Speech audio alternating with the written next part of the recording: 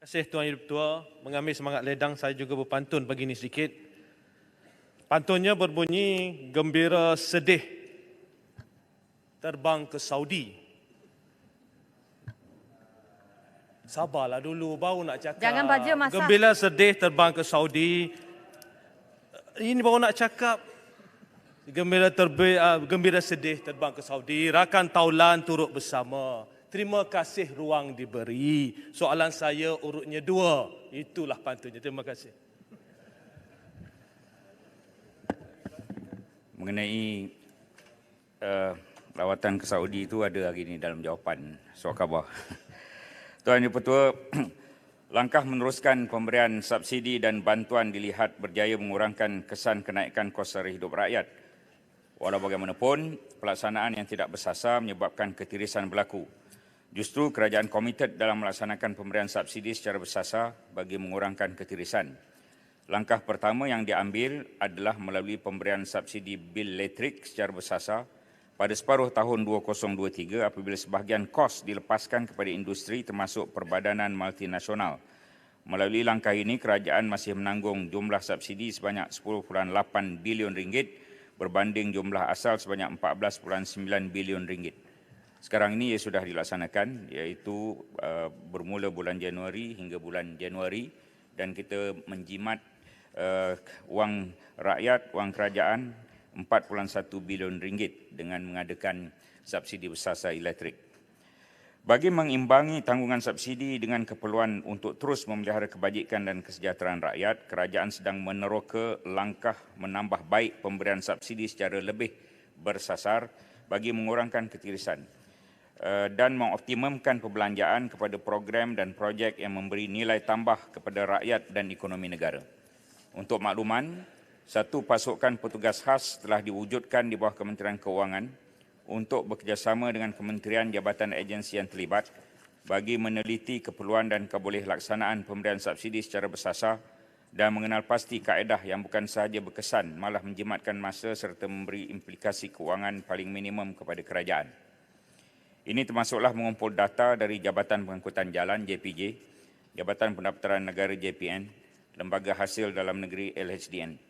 Penetapan kriteria kelayakan masih belum diputuskan. Namun usaha membangunkan pusat data yang komprehensif sedang dibuat bagi membantu kerajaan menetapkan kriteria yang bersesuaian berdasarkan data yang diperolehi. Pelaksanaan pemberian subsidi secara bersasar ini akan dibuat secara berperingkat, tertakluk kepada ketersediaan serta mengekalkan fokus kerajaan dalam memastikan kos sara hidup rakyat, terutamanya golongan B40 tidak terjejas. Terima kasih. Terima kasih Yang Menteri, Timbalan Menteri atas jawapan yang diberikan tadi. Jika kita lihat bahawa apa yang dijelaskan oleh Yang Berhormat Menteri, Timbalan Menteri menunjukkan proses ini masih sedang berjalan. Jadi boleh tak Yang Berhormat Menteri memberi gambaran apakah kriteria yang akan digunakan untuk melihat sama ada seseorang itu akan masuk dalam kumpulan sasar ataupun tidak. Ini khususnya untuk memastikan bahawa mereka khususnya yang dalam kumpulan pendapatan pertengahan ini tidak ketinggalan atau M40 ini tidak ketinggalan apabila subsidi bersasar ini diperkenalkan. Dan kalau boleh dikongsikan juga Yang Berhormat Menteri sedikit gambaran, kita tahu sedang dibincang, apakah pendekatan yang akan digunakan untuk melaksanakan subsidi bersasar ini? Adakah melalui cash transfer ataupun melalui kupon ataupun pendekatan-pendekatan yang lain? Terima kasih Yang Berhormat Menteri. Semuanya masih dirangka Yang Berhormat Putrajaya. Tetapi kita sedang menyiapkan apa yang dipanggil sebagai Sistem Kawalan Diesel Bersubsidi, SKDS. Kita sedang menyiapkan sistem itu dan sistem itu dijangka siap pada separuh tahun kedua 2023. Sama ada Jun, Julai, Ogos untuk menyiapkan sistem kawalan diesel bersubsidi. Berarti lepas elektrik ini diesel. Petrol tak nampak lagi bila nak dilaksanakan. Satu lagi ialah kita sedang melakukan kajian terhadap ECOSS, E-Cooking Oil Subsidy Scheme dengan izin, untuk tracking minyak masak 1 kilogram itu daripada pengeluar hingga ke peruncit. Jadi ini dua yang sedang kita lakukan. Kemudian satu lagi perkara apabila disebut tentang M40, T20 ya, penggunaan contoh saya ambil petrol subsidi ini 22% diguna oleh B40, hanya 22%. Kemudian M40 46% mengguna subsidi petrol RON 95. T20 mengguna 32%. Jadi kalau 32%, kita darabkan dengan lebih kurang 50 bilion subsidi. Kalau kita tidak berikan kepada T20, kita boleh menjimatkan sebagaimana saya sebut sebelum ini 16 ke 17 bilion.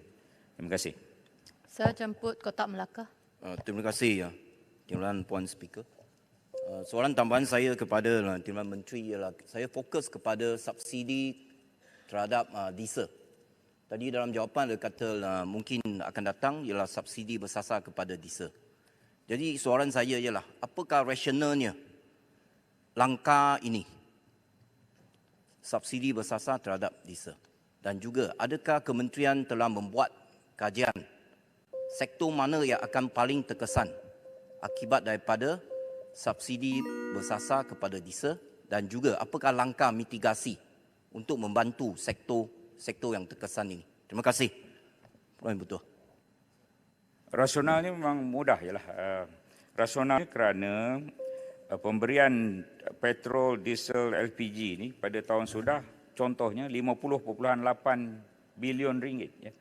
50.8 bilion ringgit ini adalah satu angka yang cukup besar untuk subsidi bahan bakar. Dia terbakar hangus begitu, memanglah segala kereta boleh bergerak dan enjin dan lain-lain ya. Tetapi oleh kerana 50.8 bilion itu atas dasar 100 US dollar satu barrel, subsidi itu agak berkurang pada tahun 2023 ini kerana minyak turun pada 80 US dollar satu barrel. Untuk diesel ini kita sedang mengkaji bagaimana dia boleh melibatkan kos kenaikan harga barang dan sebagainya. Itu sebab kemungkinan untuk PKS ada treatment yang lain. Jadi kita masih lagi dalam kajian. Walau bagaimanapun sistemnya hanya akan siap pada suku kedua tahun ini. Pelaksanaannya belum tahu bila, tetapi yang kita nak dulukan ialah elektrik dan sudah pun bermula. Selepas ini diesel, kemudian kita lihat petrol kemudian. Petrol ni yang cukup sensitif. Terima kasih. Terima kasih. Saya jemput Tuan